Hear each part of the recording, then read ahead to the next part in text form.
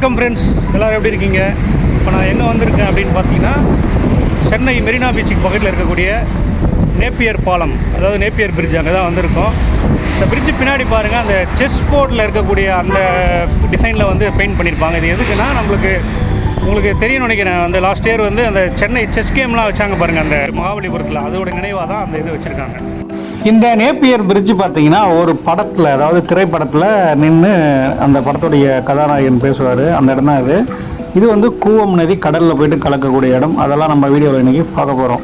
இந்த Napier bridge எப்படி உருவாகிருக்கு, அதோடைய வரலாறு, அதெல்லாம் நம்ம பார்த்துட்டே வரோம்.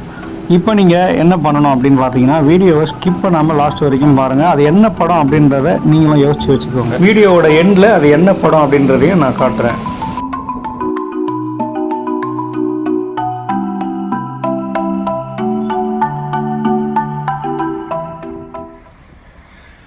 சென்னை ஜார்ஜ் கோட்டையையும் மெரினா பீச்சையும் இணைக்கக்கூடிய ஒரு பாலம் தான் இந்த நேப்பியர் பாலம். கூவம் நதியை ஒட்டி அமைஞ்சிருக்கக்கூடிய அந்த தீவு திடலில் இருக்கக்கூடிய ராட்டினம்லாம் தெரியுது பாருங்க.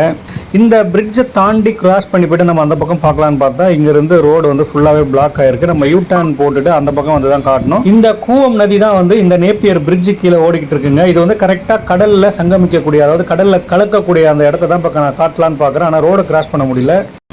பாருங்கள், இந்த இடத்துல வந்து நான் கிராஸ் பண்ணி போய் காட்டலான்னு உங்களுக்கு பார்த்து நான் யூ டர்ன் பண்ணிவிட்டு பைக்கில் போய்ட்டு அந்த பக்கம் வந்து அப்படியே காட்டுறேன். சென்னையில் பல முறை வந்து நாங்கள் இந்த நேப்பியர் பிரிட்ஜை வந்து கிராஸ் பண்ணி எத்தனையோ வாட்டி போயிருப்போங்க. ஆனால் வந்து இதோட வரலாறுன்றதை படித்து பார்க்கும்போது தான் நம்மளுக்கே வந்து சூப்பராக இருக்குது. அதுவும் குறிப்பாக நான் வந்து ஒரு படக்காட்சிகளில் அந்த பிரிட்ஜ் வந்து இடம்பெற்றிருக்கும் அப்படின்னு சொல்லியிருக்கேன். அது மட்டும் இல்லை, நிறைய படங்களில் அந்த பிரிட்ஜை காட்டியிருப்பாங்க. அதுவும் வந்து சென்னையில் நடந்த அந்த ஒலிம்பியாட் செஸ் கேம் வச்சாங்க பாருங்கள் மகாபலிபுரத்தில். அந்த செஸ் கேம் நடக்கும்போது அடிக்கப்பட்ட அந்த சதுரங்க வடிவிலான அந்த பெயிண்ட் தான் வந்து அந்த நேப்பியர் பிரிட்ஜை வந்து இன்னும் வேறு லெவலில் வைரல் ஆக்கிடுச்சுன்னு சொல்லலாம். அந்த நேரத்தில் நிறைய பேர் போயிட்டு அங்கே இன்ஸ்டாவில் வந்து போஸ்ட் போடுறது, ஃபேஸ்புக்கில் போடுறதுன்னு சொல்லிட்டு எல்லாருமே வீடியோ எடுத்துகிட்டு இருந்தாங்க. ரொம்ப டிராஃபிக் ஆகிடக்கூடாதுன்னு சொல்லிட்டு காலை நேரத்தில் மக்கள்லாம் புறப்பட்டு வந்து அந்த இடத்துல வந்து வீடியோ எடுத்ததெல்லாம் ரொம்ப வைரலாகவே போச்சு. அந்த பிரிட்ஜு தான் இப்போ சாதாரணமாக யாரும் இப்போ அங்கே இல்லை, சாதாரணமாக இருக்குது இப்போது. அதனால தான் நான் இப்போ இந்த பக்கம் கிராஷ் பண்ணி வரும்போது இதை ஏன் நம்ம வந்து இன்றைக்கி வீடியோ கண்டென்ட்டில் போடக்கூடாதுன்னு சொல்லிட்டு அந்த இடத்துக்கு வந்தேங்க. பாருங்கள், இப்போ பைக்கை வந்து இங்கே விட்டாச்சு. கரெக்டாக பிரிட்ஜு அந்த நம்ம வாக் பண்ணக்கூடிய அந்த இடத்துக்கு தான் வந்துட்டுருக்கோம். இப்போ ரோடு கிராஸ் பண்ணி இந்த பக்கத்தில் நம்ம வந்துட்டோம். அப்படியே சென்னை என்று சொன்னாலே நம்ம எல்லாருக்கும் நினைவுக்கு வருது மெரினா பீச்னு சொல்லிட்டு நிறைய பேர் சொல்லுவீங்க. அந்த மெரினா பீச்சுக்கு பக்கத்துலேயே அமைஞ்சிருக்கக்கூடிய இந்த நேப்பியர் பிரிட்ஜ் வந்து 150 ஆண்டுகள் இதோடைய ஆயுட்காலம் அப்படின்ற மாதிரி தான் இருக்குது. இன்றைக்கும் இது வந்து ஸ்ட்ராங்காக தான் இருக்குது. இந்த நேப்பியர் பிரிட்ஜை வந்து 1999 மற்றும் 2000 ஆண்டுகள் வந்து புதுப்பிக்கப்பட்டதுன்னு சொல்லியிருக்காங்க. கூவம் நதி வந்து கடலில் போயிட்டு கலக்கக்கூடிய இடங்க இது. இந்த இடத்துலேருந்து பார்க்கும்பொழுது தான் நம்மளுக்கு வந்து கடலும் அந்த கூவம் நதி இணையக்கூடிய அந்த இடத்துலேருந்து நம்ம பார்த்துட்ருக்கோம். இது மாதிரி சென்னையில் கூவம் நதின்றது வந்து ஒரு காலத்தில் ஒரு புனிதமான, அதாவது புனிதம்னு சொல்ல முடியாது, கிட்டத்தட்ட ஒரு க்ளீனாக இருந்த ஒரு நதி தான் அது. நீங்கள் மதராசப்பட்டினம் படத்தில் கூட காமிச்சிருப்பாங்க பாருங்கள், அந்த நதியில் வந்து ஓடத்தில் வந்து படகுலாம் போயிட்டுருக்க மாதிரிலாம் காட்டுவாங்க.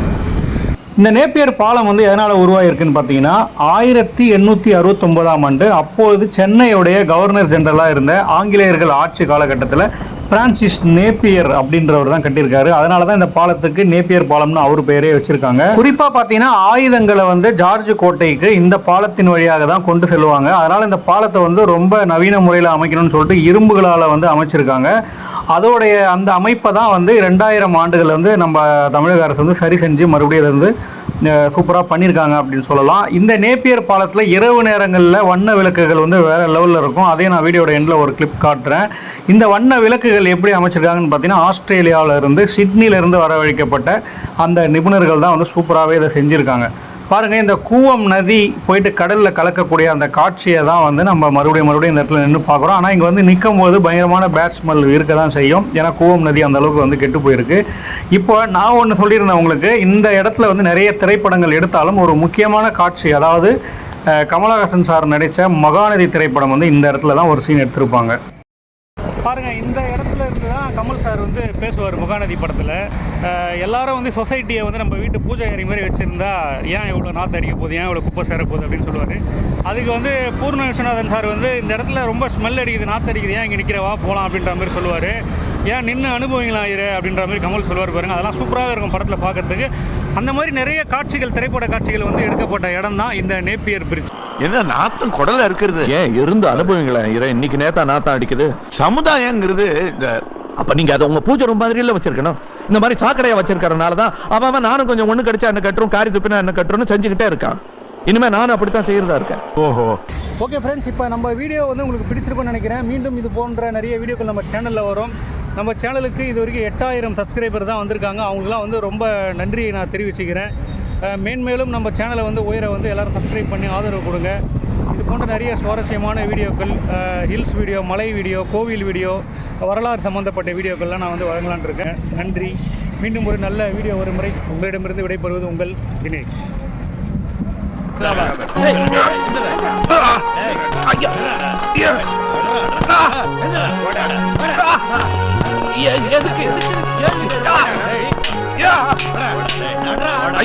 எதுக்கு சார் அடிக்கிறீங்க?